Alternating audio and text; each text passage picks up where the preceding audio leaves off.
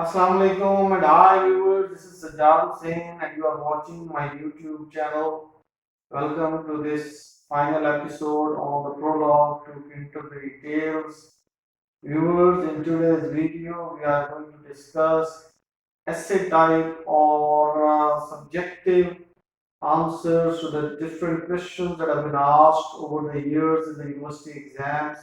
And by the end of this video, I'm going to provide you 5 objective questions and their answers, and hopefully these would help you a lot in your preparations for the exams. Okay, as far as detailed questions or essay type questions are concerned, the first question that we have to discuss is Chaucer as a representative poet. Chaucer is a representative poet of the 14th century English society, and there is no doubt in it. When you study different characters in the prologue, mind it that we have to restrict ourselves to the prologue only because we haven't discussed the Canterbury Tales.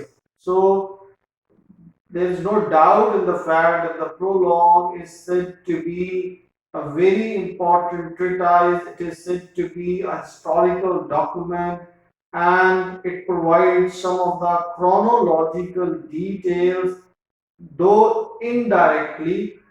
When we read and when we go through the different characters, we find out different professions that were popular, and how people belong to different professions were regarded and respected, and how professional excellence in independent professions was highly valued. This is what we see in the character of the knight and his son, the squire. We come to know that war was thought to be a sacred or noble duty, and the warriors were worshipped as heroes.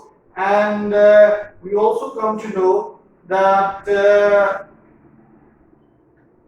people who belong to independent professions were matchless in their professions.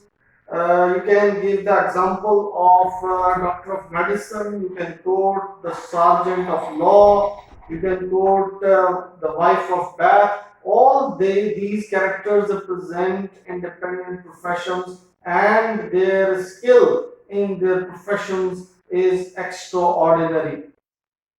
We also come to know that small scale industry or cottage industry was booming and was on the rise, and people belonging to this household industry were making pots of money. And this is how 5 members of the guild who represent different small scale industries manifest their richness and prosperity through the rich robes that they are wearing, and their wives also testify that they have been earning huge amount of money.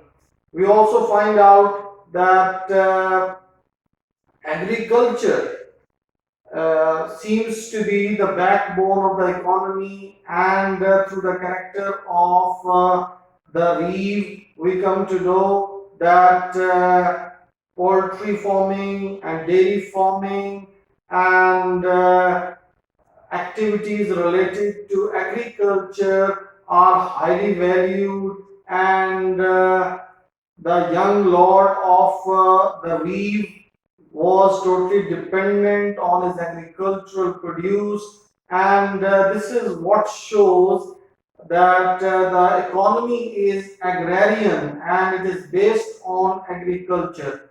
Through the monastic characters, through the religious characters that I discussed with you in detail, Chaucer tries to expose and Chaucer tries to show corruption and misappropriation being done in the different orders of the church.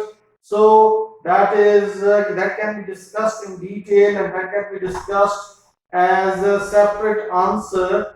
So in order to go through it, you need to watch my video on Chaucer's religious characters or monastic characters.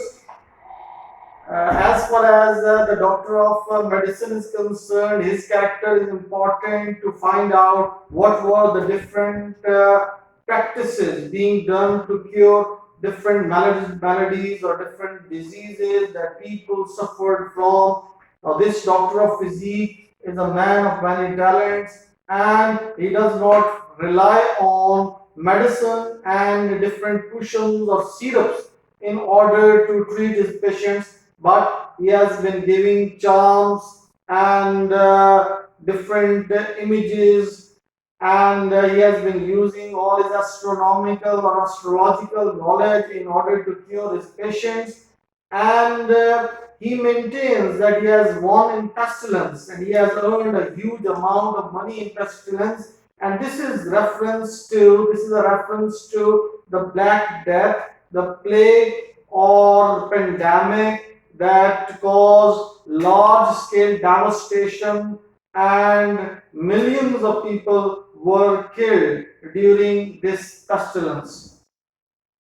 I hope viewers, this question regarding Chaucer as a representative poet of the 14th century English society is clear. You need to keep in your mind that Chaucer is not a historian, Chaucer is not a historiographer, he is not a keeper of chronicles. In fact, he is a poet, so he has discussed different details of his society indirectly, and through these indirect references we get enough information regarding the people and society of the 14th century. Now the next question that we have to discuss is Chaucer's use of humor, satire and irony.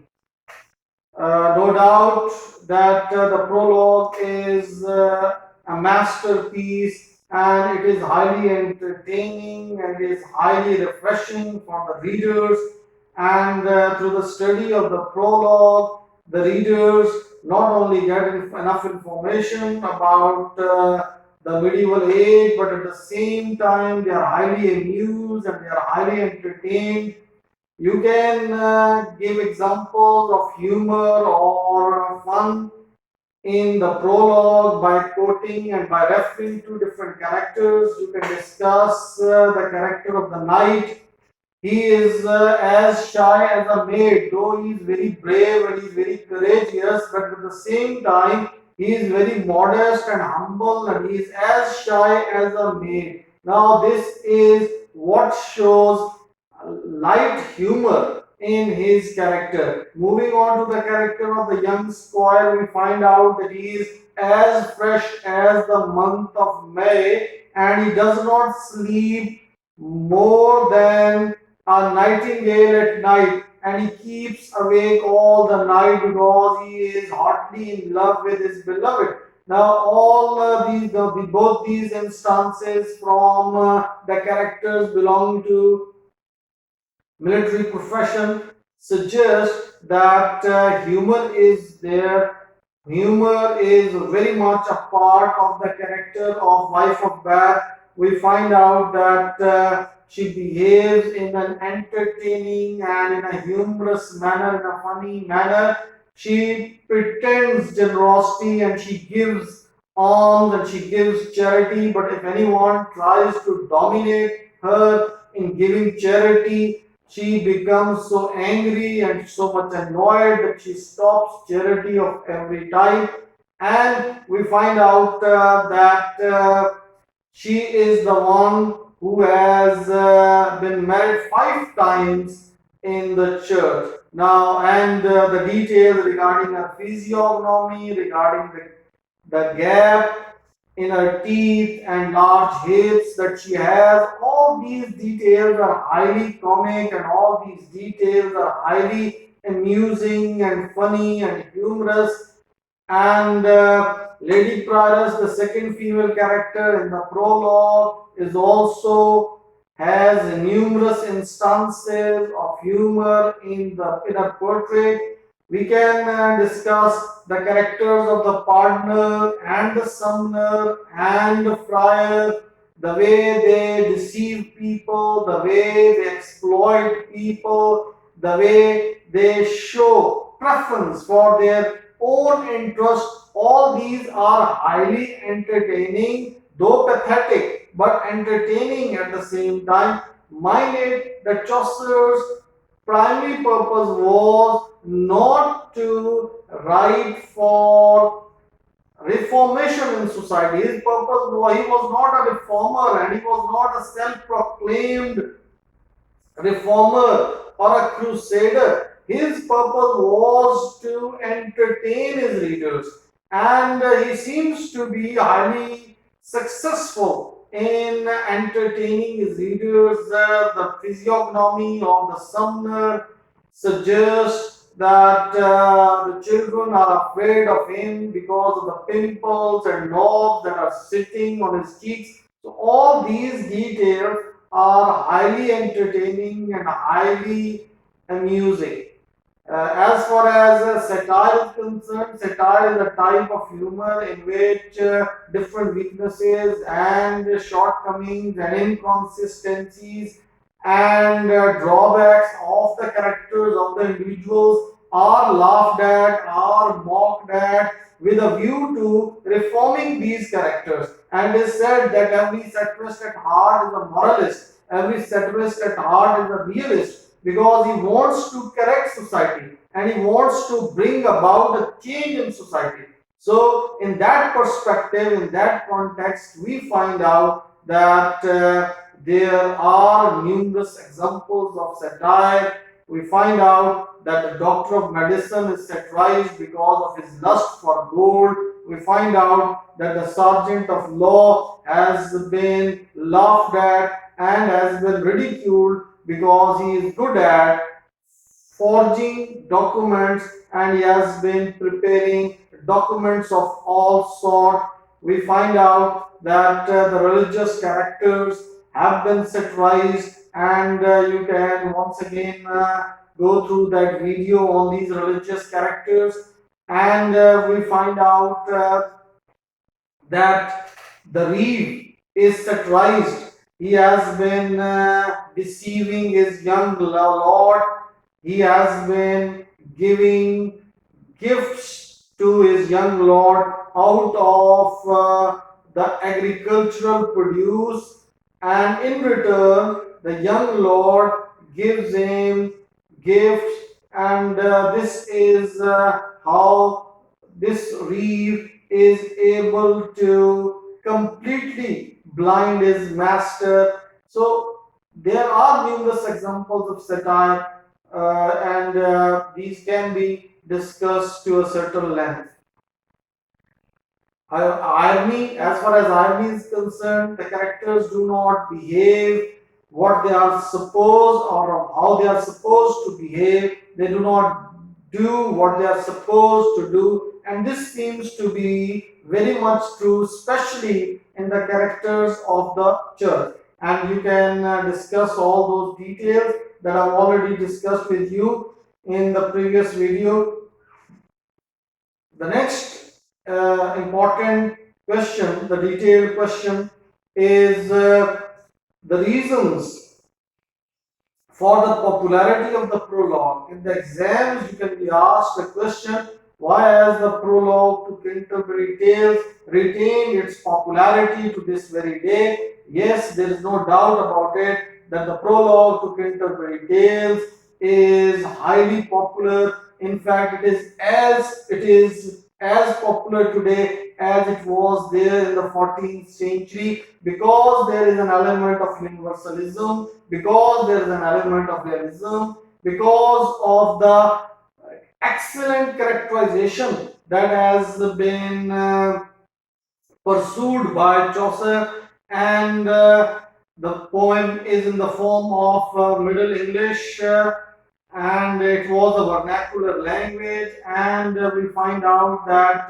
there are heroic couplets. The entire poem is in the form of heroic couplets, and a cross section of society has been presented, and these prologues have variety and diversity. Character after character is presented by Chaucer, but we find out that there is no repetition, there is no monotony, and these portraits have not been made according to a particular formula. In fact, these have been sketched haphazardly. Sometimes you see that the details regarding physiognomy are there in the beginning, and then in the next character we see that the details regarding profession take precedence.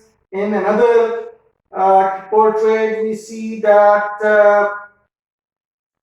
details regarding physical appearance or the details regarding weapons are there in the beginning. So this is how all these portraits have been sketched, and this is what gives variety, this is what gives versatility, and this is what gives variation to the prologue, and these become interesting, and these do not create any sort of monotony. So all, in fact, this question regarding the reasons for the popularity of the prologue is the sum total, is the answer to all the questions that we have already discussed, but in brief, and briefly you have to discuss all the different reasons that we have discussed, and these contribute to the popularity of the prologue. Now we have come to the end of the video, so I'm going to give you 5 objective type questions and their answers. The first question is, what is the name of the inn where the pilgrims gathered? And the name of the inn is Tabard, Tabard. And who is said to be the father of English literature and English poetry? Obviously, Geoffrey Chaucer. Who is the first poet to be buried in the Poet's Corner at Westminster Abbey? And once again, the answer is Chaucer. This line, he was as fresh as the month of May, occurs in the portrait of the young squire. And what was the dialect that was pursued by Chaucer in the prologue? And it is Middle English. I hope these short answers are also clear to you. These objective type questions are clear to you. Viewers, I've tried my best to present all the details of the prologue so that by going through these lectures and by going through these videos, you are able to attempt any question in the examination. Do give me your feedback in the form of comments. Keep watching, keep following. Thank you very much. This is all for today.